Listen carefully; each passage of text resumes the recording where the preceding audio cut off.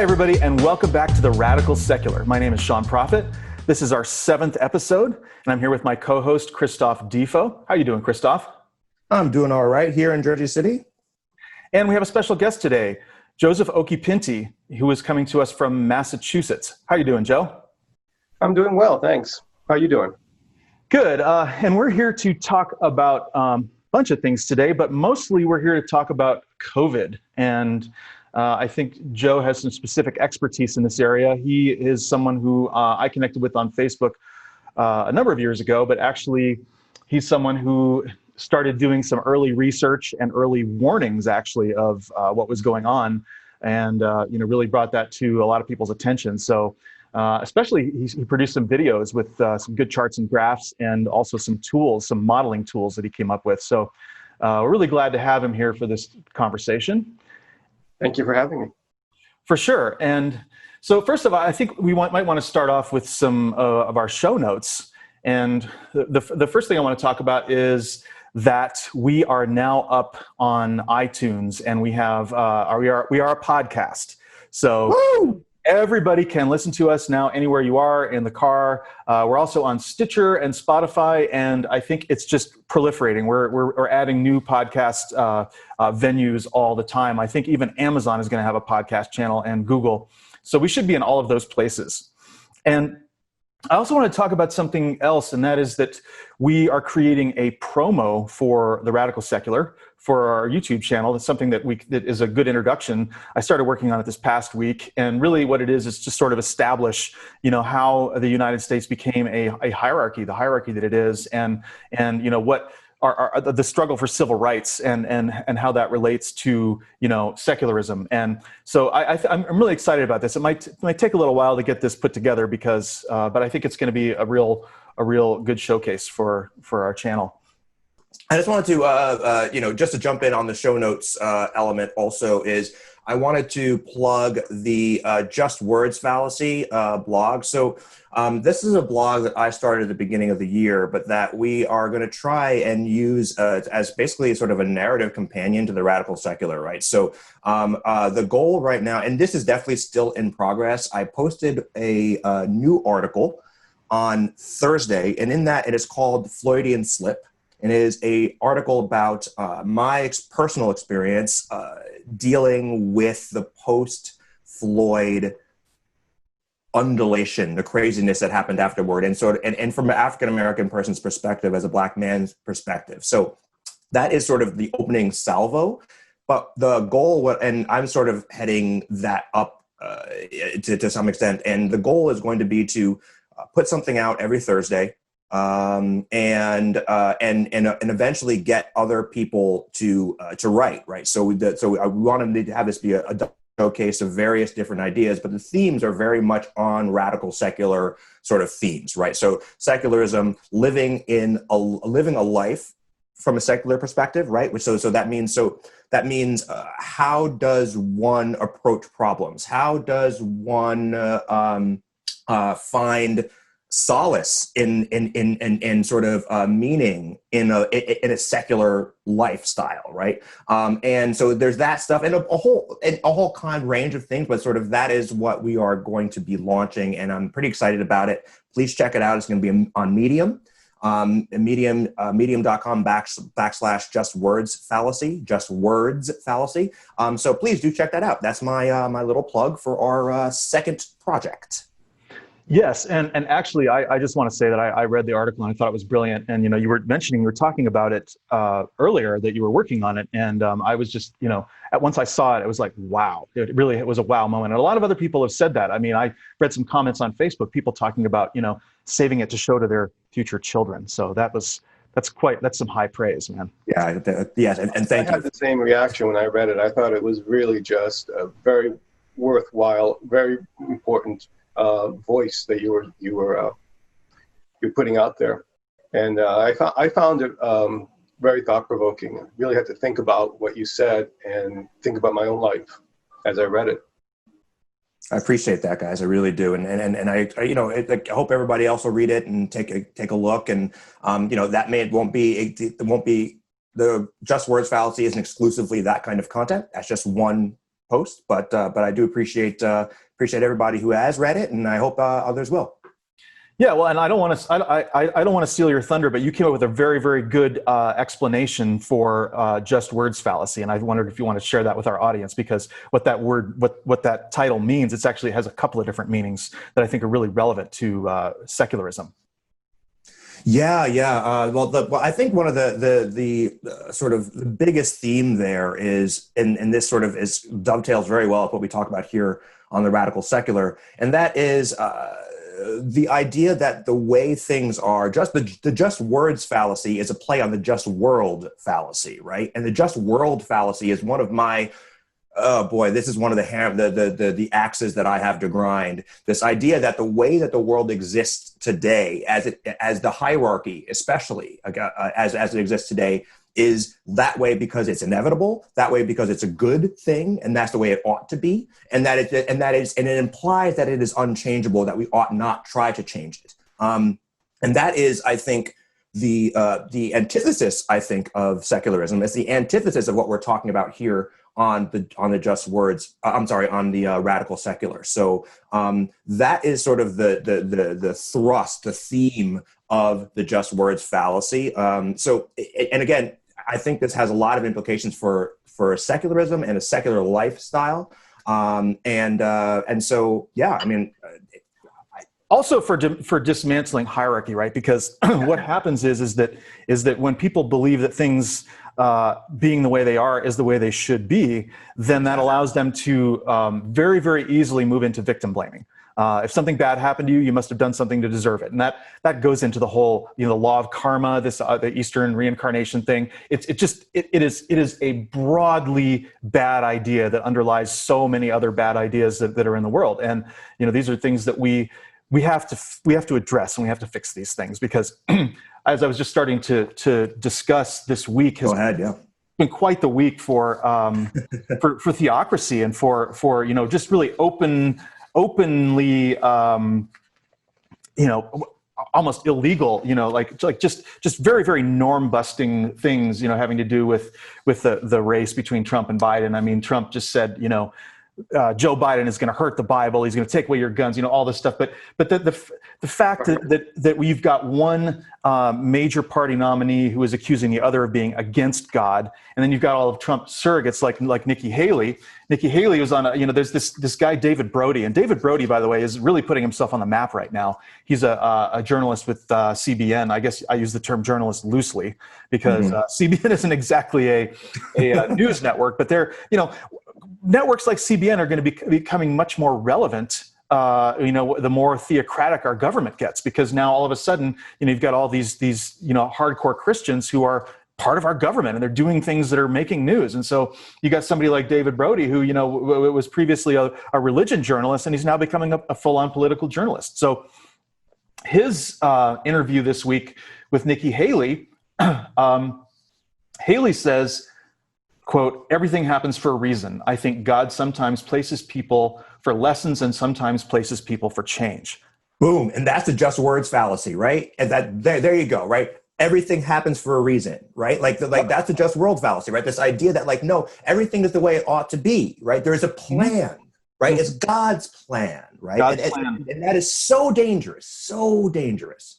Well, like a lot of people don't really understand that the Third Reich was a very religious regime. I mean, their basically slogan was "Gott mit uns," which means God with us. And so you're seeing this very same type of rhetoric coming out of the Trump administration, and just the parallels are just piling up. They really are. It's astonishing. At a basic cognitive level, also, it just cuts off rational thinking, because here you have it right here. It's all explained to you. It's all right there in a nice, neat package, and you don't have to think. You don't have to examine. You don't have to question, because it's all there for you. And it's being conveyed from this hierarchical standpoint, where it's coming from an authority, very powerful authority that cannot be questioned. And this even pervades at level for people who aren't really all that religious. People who aren't really involved in religious, practices are still, expressing themselves in ways that are very religious without even knowing it, and thinking in those ways without questioning them. So true, man. That is so critical, because I think it's so easy for folks to say like, oh, well, I'm not religious, or I'm religious, but I'm just into the traditions or whatever. But it's about the thinking. It's about the thinking. Right. It's about the willingness to say like, oh, because I was told X, Y, and Z, right? Because that person has authority, right? It's the argument from authority, right? That reason that person, because the person above me in the hierarchy said it, it must be true. And therefore, and I cannot question it, right? And also, interestingly, it also works down, which means, look, everyone below me in the hierarchy, right, doesn't get to question me, right? Like, I don't take what they say seriously. It doesn't matter. They're supposed to shut up and listen to me. And that kind of thinking, I think, is pervasive in areas that we don't think, right? We don't think that liberals think this way. We don't think that progressives think this way. But I think in a lot of ways, they do. And we have to sort of ask ourselves these difficult questions. They absolutely do. In fact, that's why I wore the T-shirt today, Oh, yes, the T-shirts. Yeah, you don't have to follow the hierarchy. You don't have to submit to it. You don't have to follow the laws and rules set up by societies, because that is exactly what you're saying, Christophe, that it trickles down, and it's at an unconscious or subconscious level. We just assume this is the way we're supposed to be. Now, I tell a lot of my students that there's two basic ways of approaching how to understand the world. And the religious way and the ideological way is, this is the way the world should be. Mm-hmm. The world should be this way, right? And here's my moral sort of matrix that shows you how the world should be. But what I tell my students is, why not approach it more in terms of what is the world like? How is the world actually, right? So Right. Observation, right? And that's how science, essentially, the premise behind science. And those two things really are it's obviously simplified, but they do oppose each other, and they do frame the way people look at the world. Well, yeah, and to your point on the shirt, like Rosa Parks said, no, not happening. I'm Not going to do that. Not happening. The power of power of no, the power of saying this is not a just world, and I'm not going to stand for it. Right. And I'm not going to pretend that it is just, right? Like, right. Because like, and that is, again, I keep harping on the just world fallacy, but like, right. Like this idea. It's really important. Yeah. And this is why conservatives' reaction to protesting is so virulent, right? Because what protesters are saying is, no, I'm not comfortable with this. Like, right. Like, and so what they're saying is like, your hierarchy up there, I don't think you're right, and there is nothing that upsets conservatives or people who are very committed to the status quo or very committed to a orderly hierarchical system. There's nothing more offensive to them than that, right? So what they have to do, because the protesters bring up legitimate topics, right? Certainly Rosa Parks certainly was, right? Like, these are legitimate grievances, right? So what you have to do then is demonize the people, right? So now they're not protesting justice, they're anarchists, right? Which is just plainly not true. Every time they do. Damn time. You can count on it. And they also strawman a lot. Like, for example, absolutely. With Occupy Wall Street, they're like, what do they want? We have no idea what they want. Why are they so angry? And it's just like, it's do that this time. I mean, it's just laughable. This whole other libertarian sort of freedom idea. Oh, the libertarian. That's another one of our favorite people to beat up on. Hierarchical. We rip on libertarians all the time. They are the worst. Because like you say, Joe, like the hierarchy is built into libertarianism, right? Libertarianism is like a meditation on defense of hierarchy is really what it is, right? Because like what it is saying that like, no, right? It's a natural law sort of argument, right? It's like a sort of a survival of the fittest type of argument. But basically this idea that like, wait, that's how we should basically sort of the way the market allocates resources is just right. And so we should just deal with that. And everyone who's suffering should just, like, as not Ron Paul, I think Rand Paul said, literally let them die. Literally let them die if they can't get health insurance. Right. It's a feudal system, right? It is actually, libertarianism is feudalism. Might makes right. The system will sort itself out. You'll keep the right people on top, the right people in the middle, the right people at the bottom, and everything is going to be hunky-dory. Exactly. Well, and at an even deeper level, it's predicated on free will, right? Libertarianism ostensibly is all about free will. I have the right to choose my life the way I want it. And yet at the same time, it's deeply embedded in this hierarchy, which is actually all about determined life. Sure. Somebody's telling you how to live. So Absolutely. is giving you this, this ultimatum. You must live this way. So true. And this is actually, it's not examined. They're not examining this contradiction. Absolutely. What you just said, you said, the idea of this idea of, in libertarianism, libertarian thought that we ought to, right. So if might makes right, but most of this idea of like, I should just be able to do whatever I want, right? Like any kind of restriction on me, regardless of the externalities that I impose upon society, I should be able to do whatever I want. And this, I want to tie this into my t-shirt. I know that was a weird segue, but here we are, because I'm wearing a t-shirt today, which is a Norton motorcycle t-shirt. I have never ridden a Norton motorcycle. They're really nice and really rare. I do not have that. But my wife and I, lovely wife, she's a beautiful woman. We're going on a trip. We're going on a motorcycle trip tomorrow. We're headed out on a BMW 1200 GS Adventure. I love that motorcycle. We're going to go up to the Catskills, but that's not even why I'm wearing the shirt, although it is tied in. The real reason why I'm wearing the shirt is because of Sturgis motorcycle rally is happening this weekend. Right. And there is a bunch of overweight white Trump supporters on their way, on their $30,000 Harley Davidsons that they like to pretend is like some sort of bad boy image. Oh, I just ride around on my chopper. But really, it's like, look, you're the most privileged people on the planet. You're riding around. You're right. That's why you're overweight. You're also, and by the way, I'm not fat shaming here. These are unhealthy people, right? And also, clearly, I'm going to ride my extremely expensive motorcycle to this middle of nowhere where we're going to meet up with 250,000 other people during a fucking pandemic. I mean, the arrogance and selfishness and entitlement, like in that sort of mindset is astonishing, staggering, frankly. And this really ties into what we're going to be talking about in terms of coronavirus, because, oh my God. Yeah. Think about the timing, right? This is happening right before the school's year starts. Unreal. You're getting this influx of COVID increases right at the time, because that's when people are going to be active, right? What you really are interested in is who is infectious at that moment, right? Not the absolute numbers. That will determine how bad the pandemic gets. And so here they are, they bring it back to their communities right at the time when everyone is starting schools. Exactly. I mean, I know that you did a lot of this modeling early on, but these types of super spreader events where you get, a large concentration of people, what does that do to the models?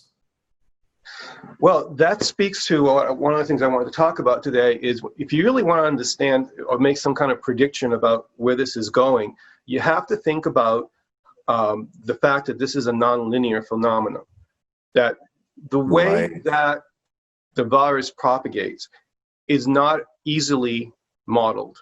I mean, we do have certain models about how, let's say, the flu, basically how the flu goes every year and so forth. And we can use those models to try to, model what's happening with COVID. But there's a lot of differences between the flu and COVID. First of all, with the flu, you don't have these social distancing measures. You don't have all of this energy that's been put into trying to suppress the spread, right? So that's a whole dimension of unknowables, about what's going to happen in the future. Right. So just to lay it out a little bit, if you don't mind, right? To give me please. That's why you're here, man. Yeah. By the way, you maybe want to give a little bit of background too, and like about who you are and like your background. I can do that. So I'm an academic. I've been teaching geography for about 22 years, something like that. And I started out, I graduated from McGill University with a degree in human geography, and I focused on ethnic studies and issues of race and gender and so forth. But then as I started teaching, right away, I had the opportunity to teach weather and climate. And I'm like, hey, that was a hobby of mine when I was a kid. So, wow, let me take that up. And so I got into more of the natural sciences within geography. Geography has two different sort of sides to it. One is physical geography, which is like, geomorphology and climatology and those kinds of, and epidemiology, those kind of issues. And the other side is human geography, like politics and religion and culture and so forth. And so I started teaching a lot more in that. And over the years, I just learned. I just taught myself. And then, in order to be able to teach my students, and I started taking postgraduate courses and started taking GIS and spatial analysis and so forth. When this pandemic came along, it was an opportunity for me to use it as an example from one of my classes. So I'm like, oh, there's a pandemic. Yeah, this pandemic scares all the time, but whatever. I'll take a look to see what's going on. And so I went online and I started researching what was happening in China. And I said to myself, oh my God, this is real. This is not a false alarm. This is real shit. Wow. What month was this? When was this that you first decided this was? Actually, I first heard about it in December? By early January, because it was before my semester started. I was preparing my courses. And I started looking into it sort of mid-January. By mid-January, I was already convinced this is going to be a really serious situation. Wow. And I started out my class, the first day of class, and I said, folks, I want to tell you something. There's this issue going on in the world, and we're going to pay a lot of attention to it. And we may not make it through the whole semester this year. They may cancel school. And people were looking at me, my students were rolling their eyes, right? Yeah, I'll bet they're like, what? Oh, that's what happened. And a few of them said, wow, how did you know? You were right. Yeah. Well, I have to say, look at the signs. This is very, very interesting because I have to say that I initially was telling Joe that I didn't believe him. And that's a skepticism fail on my part, because normally I'm pretty good about understanding what's happening in the world. I feel, I have a pretty good track record.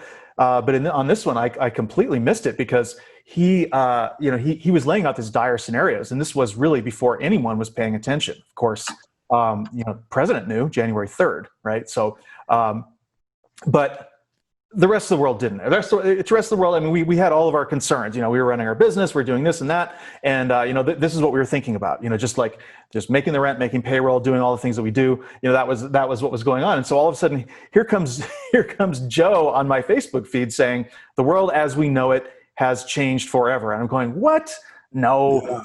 We're obviously, okay, fine. Okay, maybe everybody just has to get it. I remember actually saying that. Maybe everybody just has to get this. It can't be that bad. It's only like 1% fatalities. I mean, and then all of a sudden we started conversing about it and understanding what a 1% fatality actually means, and especially compared to the flu, which was like a 0.1% fatality, right? And so, bad flu. What? That would be a bad flu, 1.1%. Wow. Yeah. Wow. Yeah.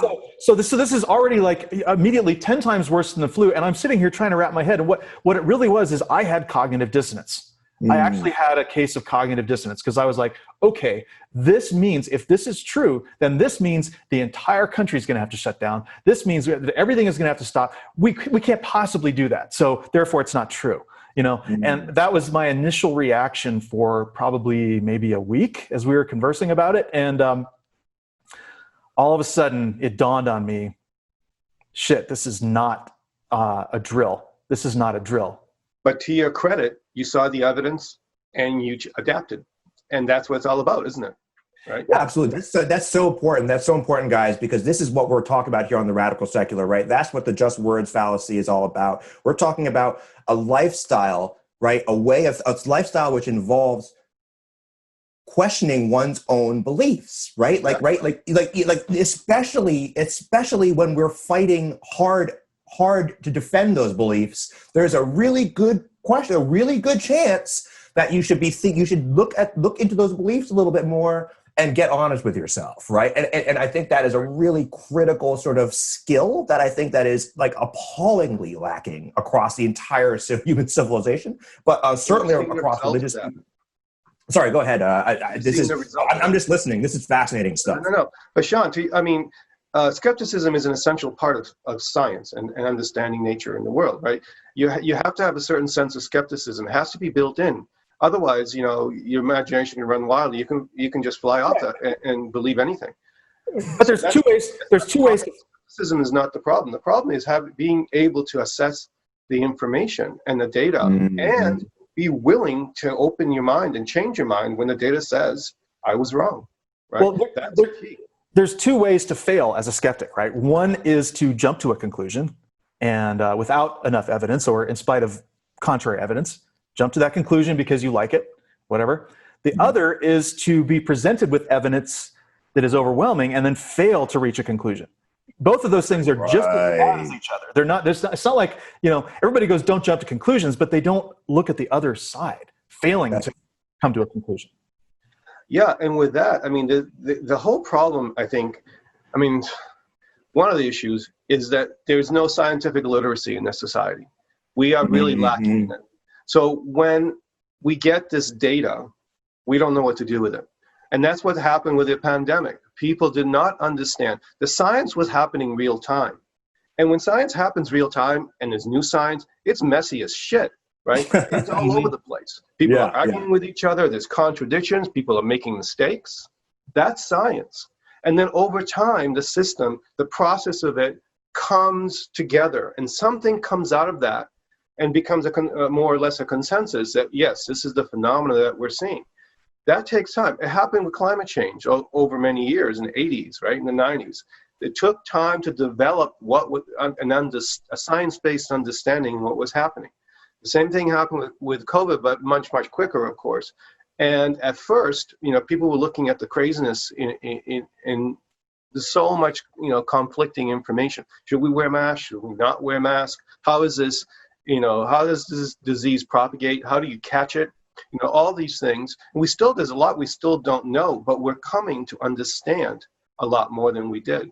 And so this is perfect fodder for anti-science skeptics to say, look, science sucks, right? It's flawed, right?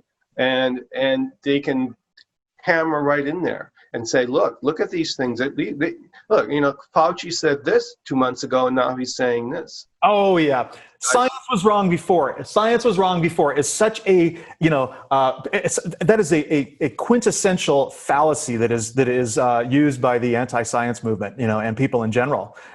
Oh, so and so made a mistake. What they don't understand is that science is only mistakes. Right? Science is science. Everything you do in science is basically, you try something, you prove it wrong. You try something, you prove it wrong. You try something, you prove it wrong. You don't ever actually prove things right. You just correlate, what observations with a theory, and so it's a basic misunderstanding of how science works. And so with this pandemic, and some of the most sophisticated critiques coming from the anti-science crowd are saying, look, there's no evidence that masks actually stop COVID. And you know what? They were right in the beginning. There was no evidence, right, for a while. But what there was characteristics. And science works both with evidence and characteristics, right? We know the characteristics of infectious diseases. We do know that. That's well established over centuries, right? We know the characteristics of certain viruses and how they propagate. We know the characteristics of social systems that sort of meet those viruses as a challenge. We had enough information to sort of speculate in a reasonable and logical way what would happen with this pandemic, or why masks were a good thing, even before we had the actual evidence that proved it per se. But in that interim period, there's all that room for these people to say, oh no, there's not enough evidence. There is no evidence. You're making this shit up. But science is also about understanding the properties of nature. And that's the massive, incredible database that we already have, right? We understand a lot of these properties. And so you can take that and you can say, well, look, this is what we need to obviously verify with evidence. This is critically important. We need to have these studies. But in the meantime, we know, we can look at, analogs of other pandemics and so forth, and say, well, this is why this is really serious. So when I was first looking at this, I am not an epidemiologist, although I teach it in my courses, but that's not my profession. But what I do is I know who to listen to. I know what's real science and what isn't. That's what I've learned, and I know what to trust and not what not to trust. And this is what I sort of almost like a journalistic thing, like a science reporter. That's what I was doing. What I'm telling you is nothing that comes from me. What I'm telling you is a synopsis of what I have seen real experts in the field, not doctors, because doctors are all about treating individuals and not about epidemiology, right? So when you have all of these people say, well, this doctor says the COVID isn't all that bad or whatever, it's just bullshit. This is what really gets me, is that you have this there's always on the other side, whether it's Trumpers or anti-scientists or the climate deniers or anything else like that, they always trot out these fake experts, who it's like, oh, this person has this credential and that credential, and they said so and so, and they disagree with the consensus, and so therefore we should question the consensus. But it's always a minority viewpoint, and you can get anyone to come on a TV and say anything if you offer them grant money or whatever it is.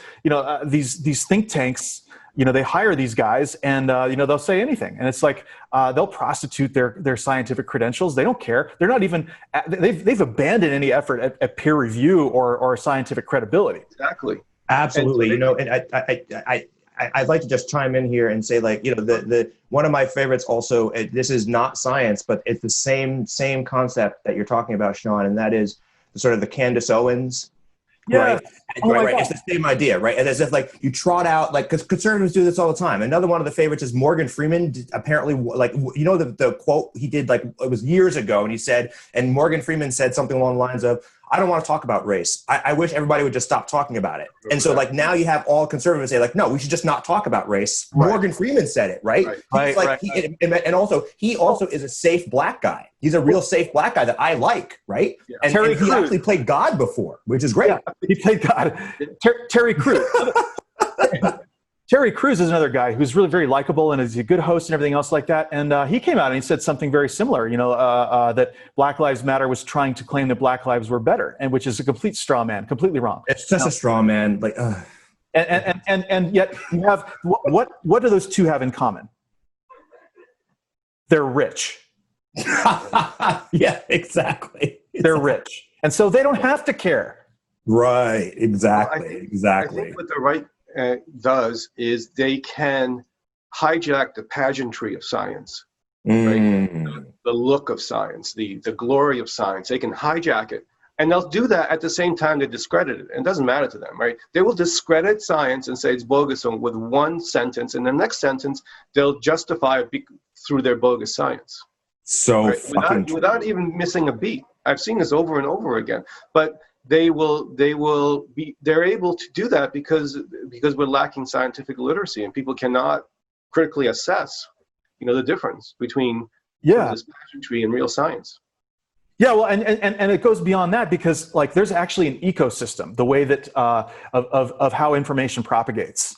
And one of the ways is, like, a great example of it was when you first started and you sounded the alarm, and then I had to figure it out. I had to sign on to the fact that, okay, this is real. Now, what am I going to do about it? And then I had other people who I'm talking to who are smart guys, smart women. Everybody, I'm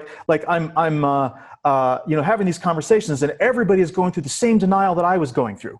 And I had to, I had a friend who kept saying, oh, it's a nothing burger, it's just, all this kind of stuff. And I had to have the same dialogue with him that you had with me, and now he's very, very on board with all of it. And he understood, he actually went so far as to sell all his stocks, and understand that this was going to have a huge impact on the economy.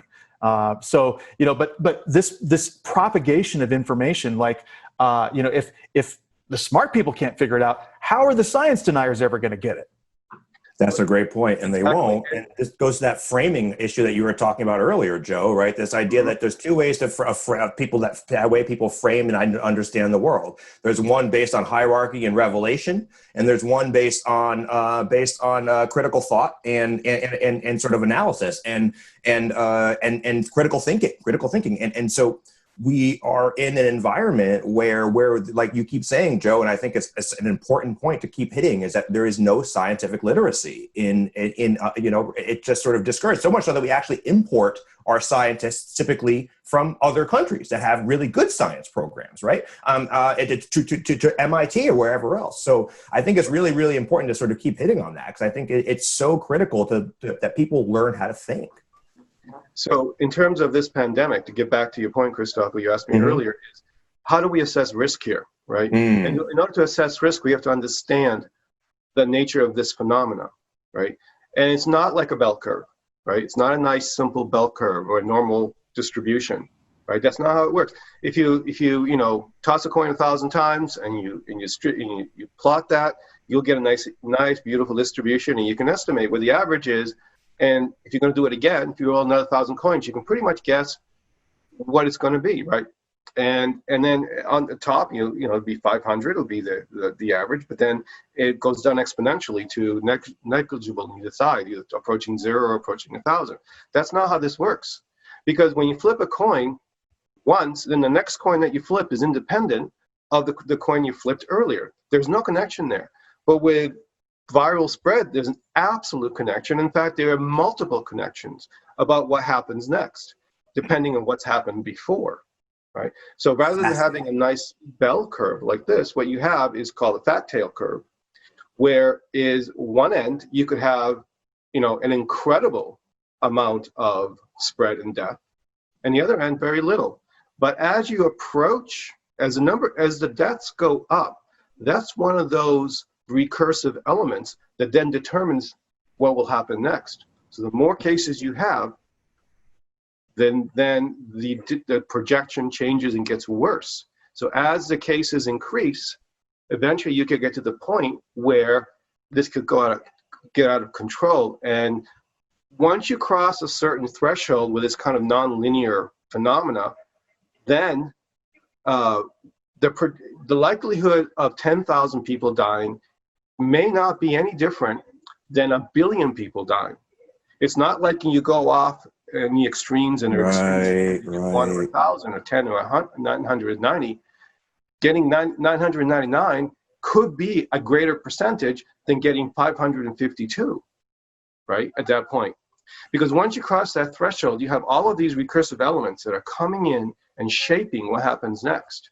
You have, the current spread, number of infectious people. You've got what's happening with social distancing measures, right? Mask wearing and all that stuff. You've got the properties of the virus itself, and also that these properties are dynamic, they're not fixed, they can change, right? So in the end, if you were going to use a normal distribution, first of all, you would need to have, a sample of several hundred pandemics, which we don't have, right? We don't have that. But even if we did, it wouldn't make a difference. It would not be predictive, right? What we know with these nonlinear phenomena is that they can explode and they can get massive, right? And it's not less. The chances of that happening are not any less than this being just a mere pandemic. It could, in fact, they're actually greater as that number approaches a greater length. Does that make any sense? Yeah, well, Yes, it does. Fascinating. I follow most of what you're saying. I think that I think one thing that you've talked about before, I know, and that I didn't hear you mention today, was the repro number and how that plays into what's going on with the pandemic and the spread. I wonder if you could explain that a little bit for our viewers. Right. Every infectious agent has a reproductive number. So if their reproductive number is 1, that means one person will spread it to another person. If it's 2, one person will spread it to 2 people. If it's 5, one will spread it to 5 on average, right? You might have some super spreaders that might spread it to 100, but you might also have some people that might only not spread it to anyone. But on average, it spreads it to that many. So in all cases, once you get a little bit past 1, it becomes a geometric progression. They're all geometric progressions, and they all will, without anything to check it, will lead to massive numbers. It's just that the higher the reproductive number is, the faster it will happen. Like, for example, the flu that goes around every year, sometimes 10, 20, 30, 40% of the world's population will catch this flu.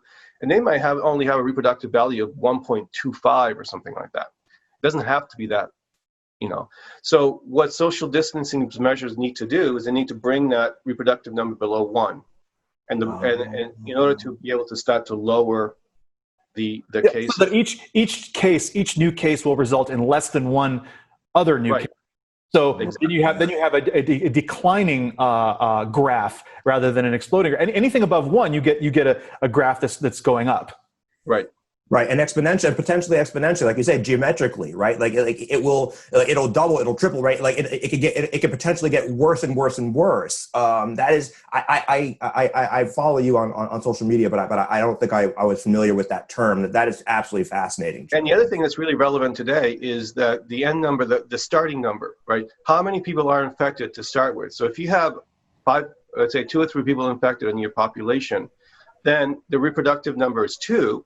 Then 2 goes to 4, goes to 8, goes to 16.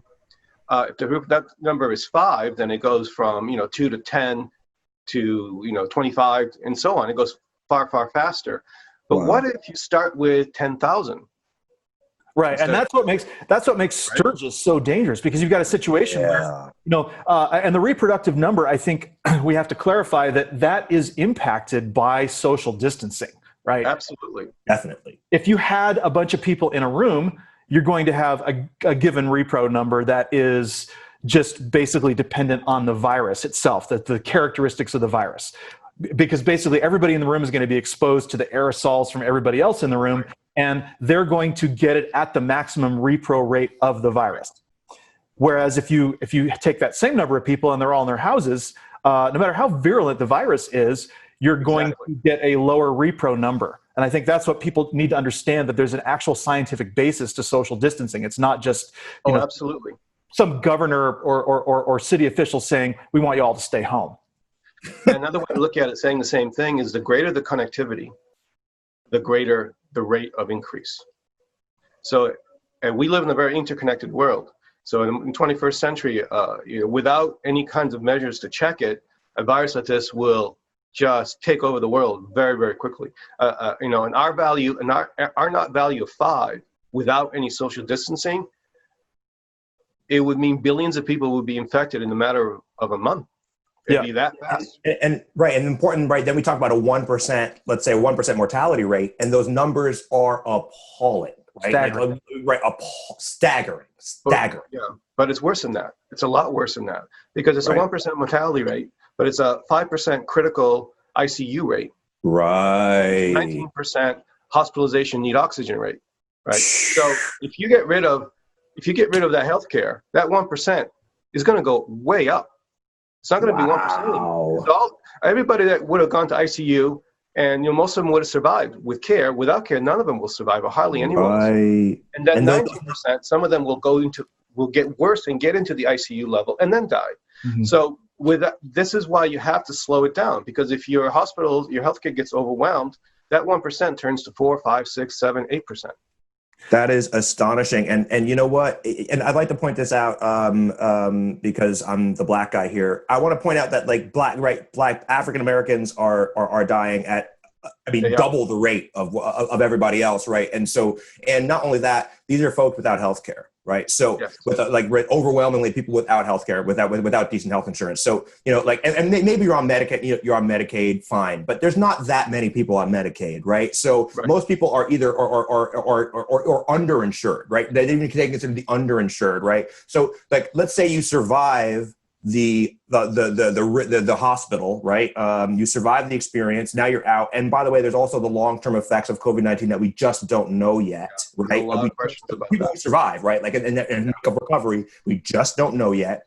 And then now you have this perhaps potentially outrageous medical bill, right? And now, right, that's going to put a long-term damper on individuals' ability to sort of to fully recover, and also just on the economy, just as a practical matter. As a practical matter, you're going to have people who simply can't pay their hospital bills, and that's not good for any of us.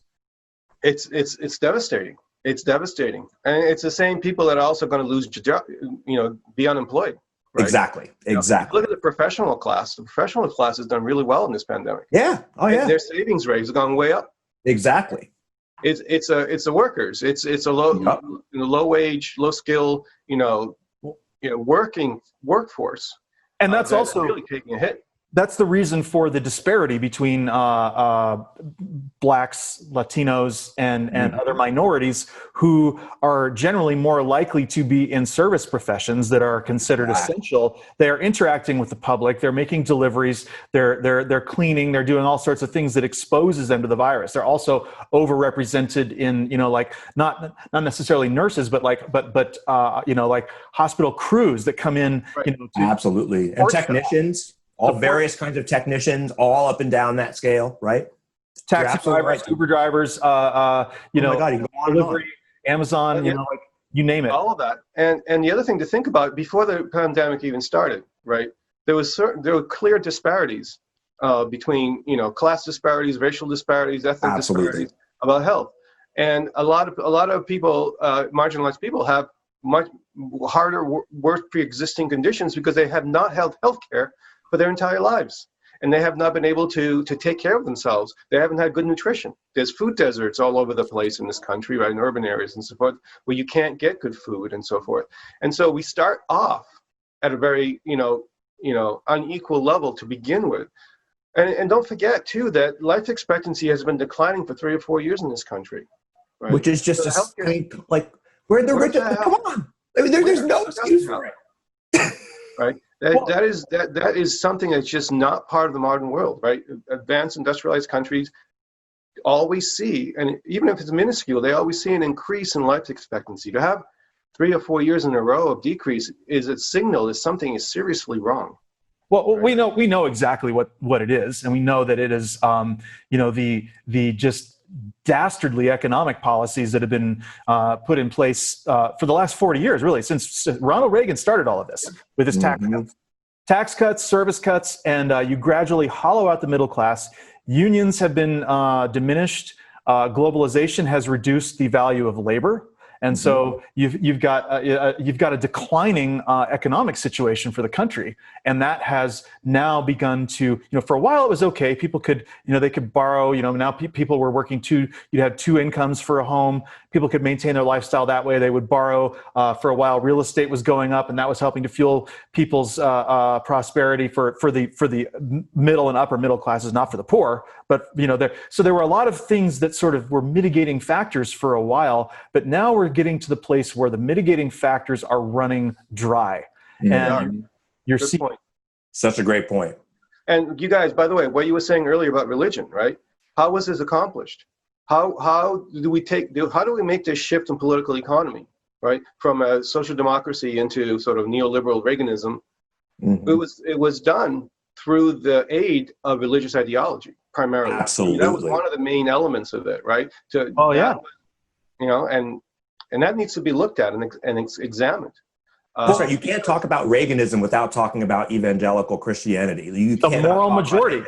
The moral majority. Jerry, you cannot talk about those things separately. You cannot talk about those things separately. They are one and the same. That's a really great point, Joe, and it's so true. And also, and that was sort of reimagined and repackaged during the Bush years, right? And very thoughtfully so. And through Fox News, right? And sort of the right wing ecosphere and right, just that marriage of libertarian style conservative business types, right? Your Koch brothers, right? Your even to a lesser extent, your Mitt Romneys and your Paul Ryans, right? That sort of crowd, the Atlas Shrugged crowd, and then the hardcore Christianity crowd. That unholy alliance is a lot of why we're here. Like, it is a lot of why we're here. The right was able to herd their cats, right? They got that's a great fucking way. I love it. Yeah, and they I love it with a national strategy, and they stuck to it. And they stuck to it for 30, 40 years until all of a sudden we have what we have today, which is a fucking disaster. I'm really worried about this country. Me too. I wake up in the morning, I think about what's next. It's the progression that we're seeing is just leading us off a cliff. And you guys know that. I mean, you've talked about it. Oh, it is. I mean, well, that's the reason we really started the show, because it's like, if we're ever have any hope of turning this around, we have to change the ideas. We have to, we have to make people understand, a lot of these things. We've touched on so many points. Your point, Joe, about the right wing and their party discipline is key here, because on the left we don't have that. And I got to tell you, like, I'm watching I'm watching a replay here in 2020 of 2016, where you've got these people, and they are, it started out with Bernie supporters, but it's not just Bernie supporters, because, Bernie basically told everybody, vote for Joe Biden. And so now vote for Hillary Clinton, by the way. And vote for Hillary Clinton. Yeah, he said both times, and so his own supporters have broken away from him, and they're pushing this narrative that, like, they're not voting for the lesser of evils.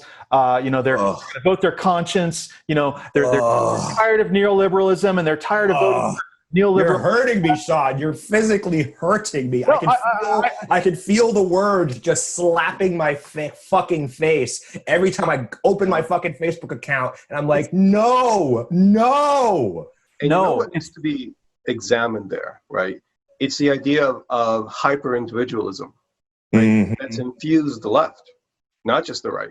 Wow, that's a great insight. Yes, it's the same reason the people on the right don't want to wear masks as the people on the left don't want to vote for Joe Biden. It's like, I'm going to do my own thing. I don't care. Right. Exactly. Wow, that's such a great connection. Like, what makes sense for me in my faith and in my political ideology, and I can't possibly, weigh people's suffering greater than that. Wow, man, that's exactly right. It's just, and that goes back to the whole. You're talking about like a few weeks ago we talked to Jordana Thigpen, and she mentioned the cult of the individual, and there's been a lot of those articles flying around. But the cult of the individual is essentially a death cult, right? Because, like, it's saying that, like, we don't need society. I get to do what I want to do, and that's what matters. And we talked about this at the top of the show. This kind of thinking pervades left and right, and we're seeing it with the Biden trashers. We're seeing it right now, and it's just like, and again, it's this idea of measuring my freedom against everyone else's right to be free from. So it's just like, look, I get to do whatever I want, and I don't care about human suffering, right? Like, and I think we have to change the narrative where it's like, no, we should care about reducing human suffering, not only because even from an altruistic perspective, just because it makes our society run better, and we all benefit from that, right? Think of it in purely selfish terms. Here's how it goes for me. I mean, I've had so many of these conversations that, I experience physical pain just like you do, where I told somebody, I said, so you're thinking about voting, for a third party, writing in Bernie or whatever you want to do, right? You do realize that makes it more likely that someone like that Trump is going to get reelected or get elected in the first place, and that he's going to put people on the Supreme Court who are going to, get rid of the abortion rights, get rid of voting rights, who are going to strike down Obamacare, who are going to do all these things that are going to hurt people. And you know what their response always is? Well, the Democratic Party shouldn't have run Hillary Clinton. Oh God, you're hurting me today, Sean. Sean, you're hurting me. And I know it's not you. Because I'm hurting. You're a conduit. You're a conduit for the misinformation bullets that I absorb every fucking day on Facebook. Infuriating. So look at masks, for example, right? There's a real asymmetry. A very small sacrifice, very minor inconvenience on one end, versus a huge benefit to society on the other. But even that, it's too much. It's too much. So true, dude. Because of the way they perceive their moral universe. It's centered on them and their freedom, right? Versus, and how do you break that spell? I mean, it's a spell that's been cast over centuries in a society, right? Absolutely. But it's really about self-reflection at some level, right? Okay, so here I am. I'm not going to vote for Biden because he doesn't represent what I represent. He doesn't believe what I believe. And how can I vote for somebody who's not like me, who doesn't believe the same things I do? Well, because if you don't, right, the consequences of that are great human suffering. Great. Exactly. Human suffering. Massive. Exactly. And could conceivably the loss of our democracy entirely. Because what's happening is that each time these guys get in and they're able to stack the judiciary a little bit more, they're able to gut programs a little bit more, they're able to destroy a little bit more of the environment. It makes it that much harder that we'll ever recover from these things. I think that's a really important point, and like a couple of things that both of you have said resonated with me. I think that oh God, now I've lost my train of thought. Hopefully I'll get it back. Hopefully I'll get it back. It'll come back to me, or it won't. All right, so we'll get back to it. A few years ago, the idea that the society was going to, become an overt fascist society was ridiculous. People would just scoff at that. 5 years ago, it would have been ridiculous. They would have laughed at you. Right? Again, it's a non-linear thing. Wow. Like all of these things come together. So every day determines the next day, and they accumulate and they accumulate and they accumulate, and all of a sudden, before you know it, you have this. You cross this threshold, and all of a sudden, you're falling off a cliff, right? Oh, you know what I was going to say? I'll go finish what you say, but I remember. It's here. I think it's here. Go ahead. I know, but I like a couple of things. Like what I wanted to say earlier, you were talking about self-reflection, and that was really resonated with me because one of the things that I've been thinking a lot about recently, and what I think does not happen enough, is because of this sort of cult of the individual, which is very American, but it's very human, obviously, but it's particularly pernicious in America and pervasive in America. But it's this idea and it also goes back to what we were talking about earlier in terms of, this is what I believe. So therefore, everyone ought to respect that. We might have been talking about that before the show, but either way, I believe X, Y, and Z. And so therefore, that shouldn't be questioned. It's this idea that I don't owe it to society anything, first of all, but certainly not to look at myself and consider how I'm impacting other people. And that is and what I've seen too during the pandemic, Joe and Sean, is that people that have been stuck inside, these people who literally cannot sit with themselves, right? Like they're inside and they're losing their fucking minds. They because they've never been forced to just sit there and think about their own thoughts and have no, that guy David Dobson that we're friends with on Facebook too, he mentioned this too. These guys people have no inner life, right? Right. And when you don't have inner life, it's really easy then to overlook other people's suffering because you're not reflecting on yourself. You're not reflecting on how you impact other people, right? And so it's easy then to just look at other people out there as other independent agents that do not affect me, and therefore I should not care about them. And then, of course, what I think is really ironic, and it would be funny if it wasn't so sad, is that this is what the religious people throw at atheists, right? Atheists are hollow. So true. They're not self-reflective.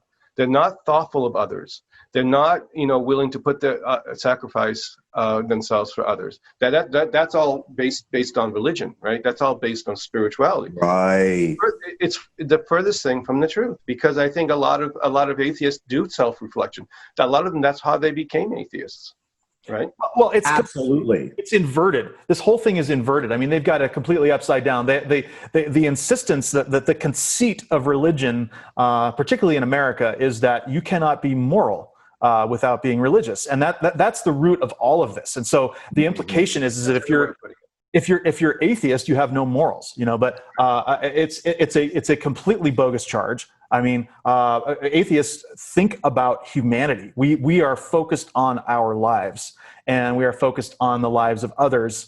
Anybody who has any ethics is actually thinking about how their behavior impacts others. And, it's the old story that we've talked about several times about, do you return your grocery cart? Right. That is the litmus test for, if you're an ethical person. A lot of libertarians think that's somebody else's job. Let somebody else, and because there's nothing that's going to happen to you. If you don't return your grocery cart, you don't get a ticket. Nothing happens. You're just an asshole. Yeah. Oh, that's really interesting because this actually gets to that mindset as well that we've talked about on previously on the show, I think, Sean, and it's this idea that, right, I'm wearing the mask because the rules tell me to, or I'm social distancing because the rules tell me to, as if there has to be some sort of outside sort of pressure forcing one to behave well. Otherwise, I shouldn't behave well. I should just behave however I want to behave, right? And so that is also the sort of conceit, right, behind religion, right? The whole sort of basis of it is that there is a God out there who is just always watching me, right? And so that is why I should behave well. Well, on the other hand, a humanist, not even an atheist even, just a humanist says, well, maybe I should just want to do this because it's good to reduce human suffering. That is a good outcome. And beyond that, even if I don't want to do it for other people, even if I want to make it completely about me, and I said this earlier and I want to say it again, is that as a society, we are all better off when we try to reduce human suffering, right? Things are less expensive, right? Like people have more healthcare, therefore healthcare prices go down, right? Like we all win, everybody wins. Yeah. And you know what else dovetails with this, right? All my life I've been hearing conservatives, diss liberals for not having personal responsibility. Oh, another great connection. Another great, man, you're on fire. You're on fire. This is great. I mean, prove it. Be responsible. Well, it's Christophe's favorite saying is the bottomless pit of bad faith coming from Yes, that's one of my faves. Bottomless pit of bad faith. It's like and it's like. And you talked about this earlier too, Joe, where you were saying, right, like these same people will walk out and say, like, I don't believe in science, but here's a scientist that we have to make the argument. So it's like, what is it, right? And the same thing happens with COVID-19 in general. It's like, no, COVID-19 doesn't work. COVID-19 is bullshit. It's just a regular flu, But also they'll make other arguments, right? That acknowledge its existence, but it's not as bad, right? Right. So COVID-19 either doesn't exist or it does exist, but it's only 1% mortality. But the intellectual consistency is just not part of the equation. It's fallback position after fallback position that they have. That's what it is, right? It's sort of confirmation bias on steroids, because what they're looking for is something to confirm their belief. It doesn't matter where it comes from.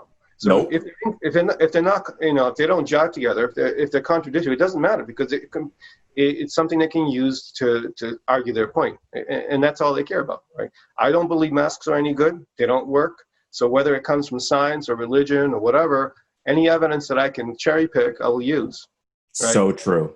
And it's so petty. It's so petty. Like it is the easiest thing in the world. We have several masks. I got a Star Trek one, and I got a Rush one. I got like all my favorite things I got on the mask. And it's like, so it's kind of fun. We made a little game out of it. When we go outside, we put this thing on, and it's like it's a little expression of your personality, like a T-shirt. Exactly. And I don't understand why people would be so petty as to endanger the literal lives of others. And the only thing I can come up with is that it's an issue of tribal signaling. They don't want to be seen as weak or as compliant. There's a fear behind it. Because, think about it. With climate change, the issues are complex, right? To understand climate change requires a very amount of sophistication. But how much sophistication does it take to understand that a virus causes you to get infected, and the closer you are to somebody, the more likely that is? Right, that's just the most basic thing. Right. Everybody understands that catching a cold. Right. This is not hard. This is like very basic common sense human experience stuff. But yet they can still believe that there's no correlation. There's no causal effect even, right? Between distance and the chance of you catching something from an infectious agent. Well, how do you get to that point? It baffles me. I remember like early on, and I was thinking to myself, because I remember, reading about the virus, because, initially when this first happened, I got really interested, want to know exactly how it worked and how big it was and everything. So I'm like, okay, I forget the figure now, but it's a certain number of microns, is the size of the virus.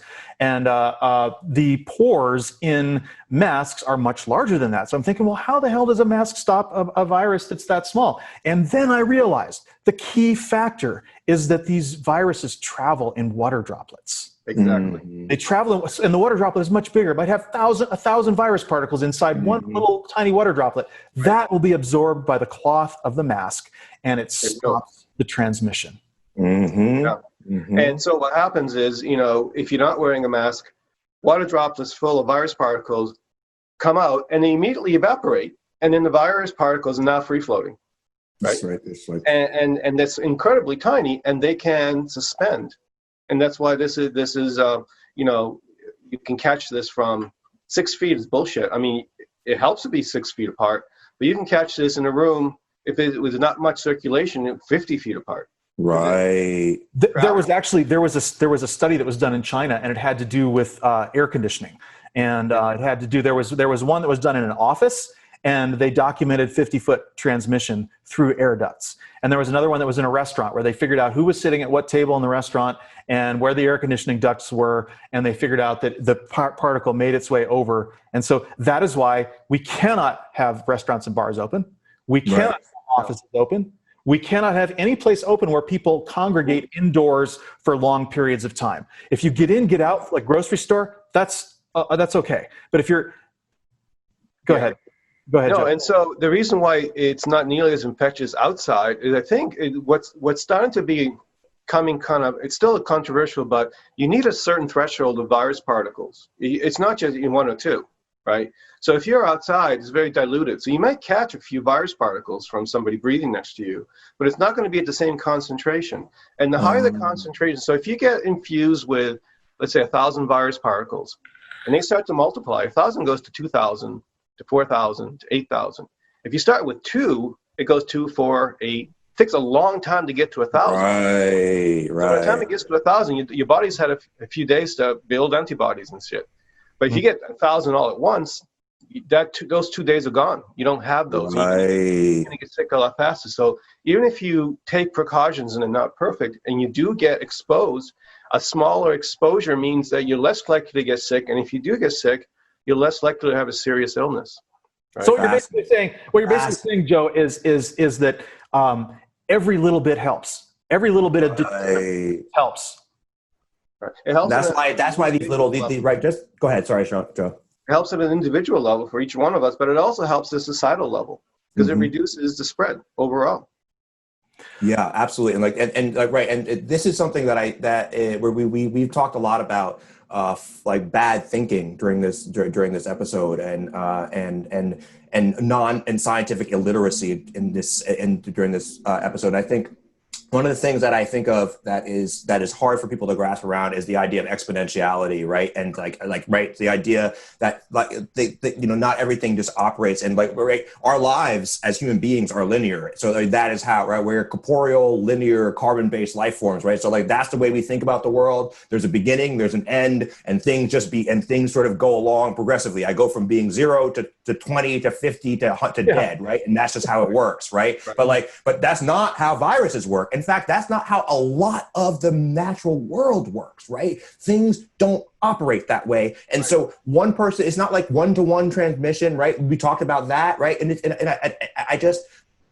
I'm so concerned, and we've talked a lot about concern on this show too, about how we as Americans and Westerners are socialized in turn to understand these issues, and especially in America where there's such emphasis on religious education and at home, and also and lack of scientific rigor in the classroom. It is so easy that we're basically breeding people who just don't understand this stuff, and it's just so dangerous. And we're seeing it right now.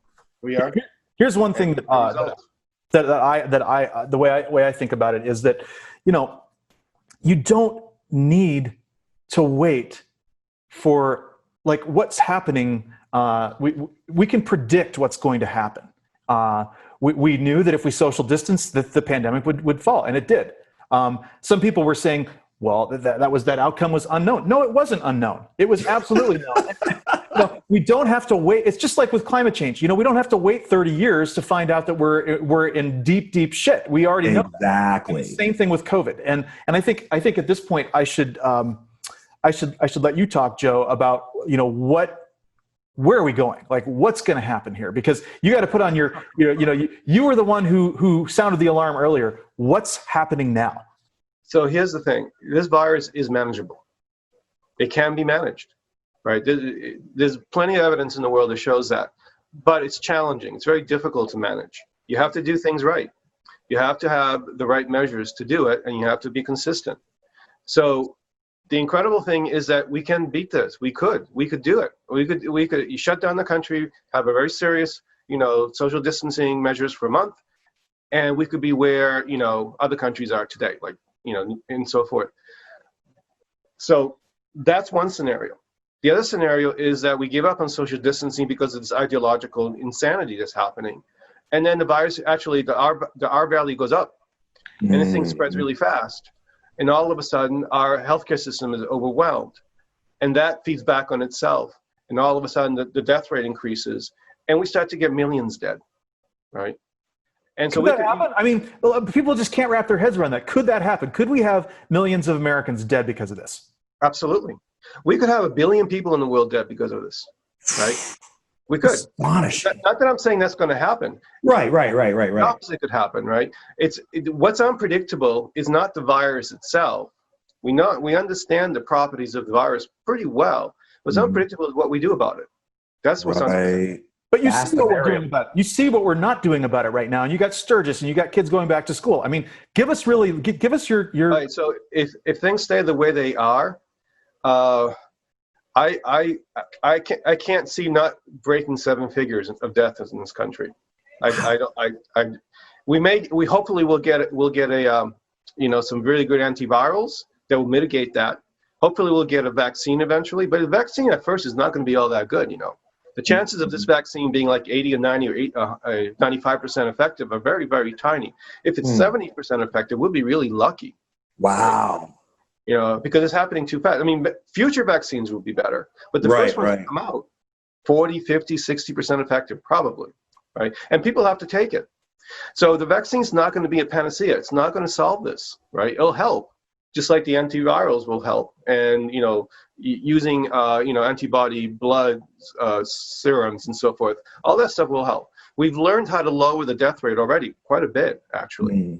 And we have medicines that's coming online that will help even more to lower it below 1%, even significantly below. But that's if we keep the hospitals going. If that doesn't happen, then it doesn't matter what medicines we have or what techniques we've discovered. People are going to die in large numbers. So we're right at that threshold right now. I can't make any predictions because I think we're right at that threshold. We could go. We haven't been as bad as we could be. We've done a lot of things right, honestly.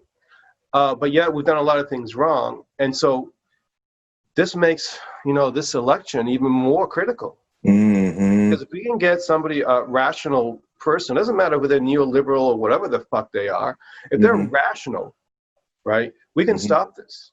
Right? Yeah. And it's the same, Listen to the science. Just listen to the science. That's all the president has to do. Just listen to the science instead of making it about him, making these just personal, I don't like Fauci and I don't like, and she criticized me and this kind of petty nonsense. It's personal vendettas. That's the upside. The downside is, we can't expect that even if Biden does win, even if we take back the White House and the Senate, Congress and all that, the movement that we're struggling against, right? The Trump movement and all of these other elements that we've been talking about are just going to be infuriated by that. Yeah, it's going to be a challenge to deal with that, a massive challenge. So obviously we want the Democrats to win, but let's not fool ourselves. This is going to be, especially when it comes to this pandemic. People aren't just going to start wearing masks because Biden won. Right. They're not going to take the vaccine. True. You think it's hard to get people to wear a 50-cent mask, right? Try getting them to take the vaccine in large numbers. Oh, my God. I've heard a lot of liberals say, I'm not taking the vaccine as long as Trump's in office. It's like, because they don't trust him. And you have the whole New Age movement, too, right, with the anti-vaxxers. The conspirituality. Like, I don't know if have you heard of Matthew Remski? No, I don't think so. I got to give a shout out to Matthew Remski because he is he's a guy who was in a cult for a while, and he got out of the cult and he started talking about cult techniques and mind control and all these things, and he's big into the yoga movement. He's actually a yoga instructor, and he had a lot of people on his list who were full of these conspiracy theories and about all of this, and if you just have a strong immune system, if you think positive thoughts, you're gonna be okay. Right. So he started this whole podcast called the Conspirituality Podcast, and it's really good. He gets All on right, there, check it out. yeah, he really and it's a great illustration too of how religion and conspiracy thinking are, you know, are just right in the same. I mean, they occupy the exact same mental space for people. And so you've got the just world fallacy, purity. Like everybody thinks, oh, my child is pure, and all these other kids are contaminated, and it just goes on and on and on. And I'm not going to contaminate my special child with this vaccine, you know. Right. And so Matthew Remski has been really doing good work highlighting this, and he's gotten a lot of pushback on his wall from people who are into this and who are, you know, yoga believers and New Age believers, and they are very, very upset that he's calling them. I have to admit, I used to teach holistic medicine at one point, and I was enmeshed in that world. And there's the hyper individualism in it is just as extreme as you see on the right. Mm-hmm. I mean, like there's the shaming that goes on. If you're sick, it's your fault. Well, yeah, and that victim blaming is again part of the just world fallacy. It's like, you know, you didn't eat right, or your immune system. Absolutely. And that, how is that different from fascism, right? You have the same idea. You've got the strong, and the strong will survive. And if you're weak, it's your fault, and you'll die. It's, you know. You know, it's really interesting. I can just pile on here in many ways, but in my narrow experience as a young person, as a young person in my very early adulthood, I had a lot of problems with drugs, and I was in Alcoholics Anonymous for a while. And we could start ranting, and it's a very similar sort of mindset, you know. And I understand that it helps a lot of people. And if you're out there and it helped you, good for you. But I'm just saying that, like, and in fact, it helped me back then. But the point is that, like, you know, this idea of like, if you go out and drink, right, like, you know, you're not sober when you fall off the wagon or whatever, then there's something wrong with you, right? You haven't done the work. You haven't gone to enough meetings. You haven't been good enough with your sponsor. But it's always this sort of like the same sort of shaming. And then people, and you know, and I read an amazing book about this. And then people don't like it. It makes people not want to go back to it, actually, because like the shame is so strong. You have to start from zero again, right? Yeah, everything, all the work. You may have been sober for 20 years, and all that stuff goes right out the window, and you are just a little baby again, right? And it has a lot of those same tenets as these sort of like spiritual communities are very, very similar. No, there's a lot of great things about holistic medicine, diet, mind-body practices, you know, all this stuff.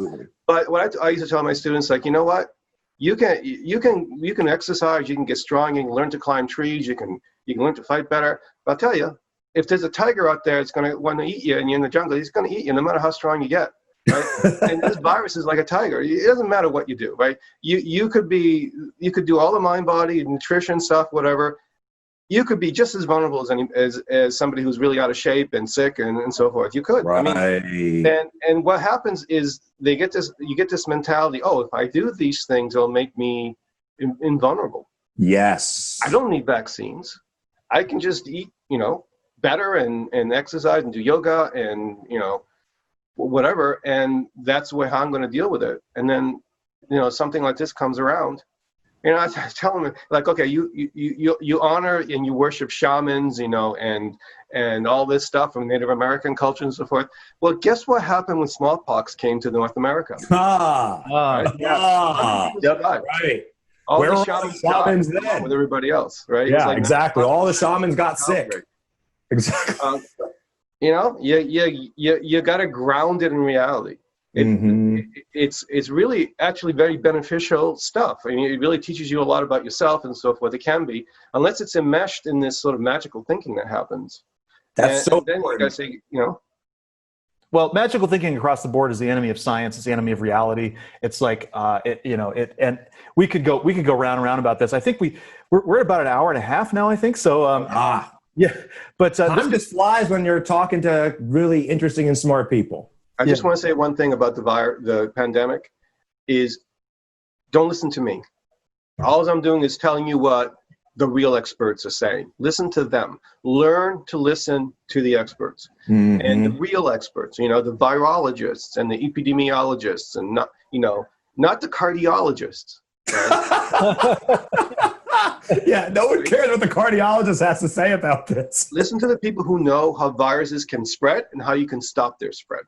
Not Sanjay Gupta, CNN? Not Sanjay Gupta? Well, Sanjay's pretty good, but No, he's actually a really smart guy. I mean, I think he's really great. And CNN's a great channel in general. But Yeah. I'm just He joking. was asked to be the Surgeon General, and he refused it.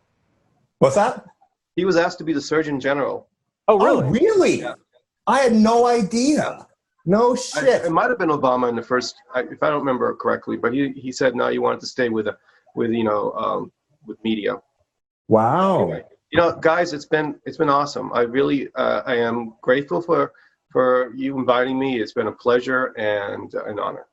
We're certainly happy to have you. And by the way, I didn't get to talk about my T-shirt. Don't listen to anybody who pronounces this Yosemite. Okay, that's all I had to say.